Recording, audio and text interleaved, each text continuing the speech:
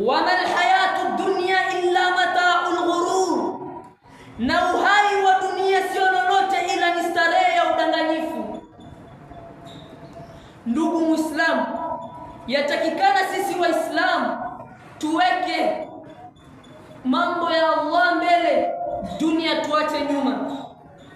Allah akatuambia katika suratul Luqman, wama tadri nafsun madha taksibu ghada wama tadri nafsun bi ayyi ardin tamut inna Allaha alimun khabir, na nafsi yote haijui ni nini itachuma kesho, na nafsi yote haijui itafifia katika ardhi gani. Yahitajika sisi Waislamu tujiandae na amali salih, amali ambayo itamfurahisha Mola wetu. Hatujui ni siku gani tutatoka katika ardhi hii. Yatakikana tujiandae na amali itakayomfurahisha Mola tabarak arrahman. Na akasema Allah subhanahu katika surat A'raf, fa idha jaa ajaluhum la yasta'khiruna sa'atan wala yastaqdimun, basi utakapofika muda wa huo hawatahairi wala hawatangulia. Na akasema Allah katika suratul Munafiqun, ya ayyuhalladhina amanu la tulhikum amwalukum wala auladukum an dhikrillah wa man yaf'al dhalika faulaika humul khasirun.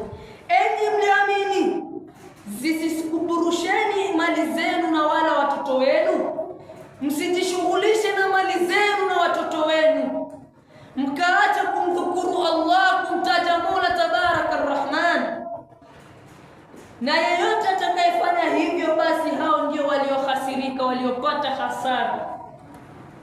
Wa anfiqu mimma razaqnakum min qabli an ya'tiya ahadakumul maut fayaqulu rabbi lawla akhartani ila ajalin qarib fa asaddaqa wa aqun minas salihin.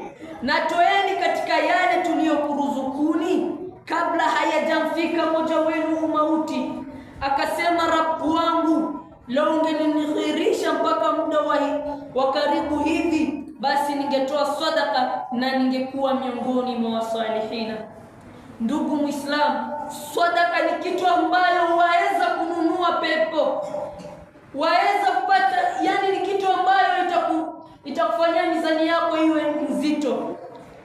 Walan yuakhir Allahu nafsan idha jaa ajaluha wallahu khabirun bima ta'malun. Lakini Allah haikhairishi kamwe nafsi yoyote inapokuja ajali yake.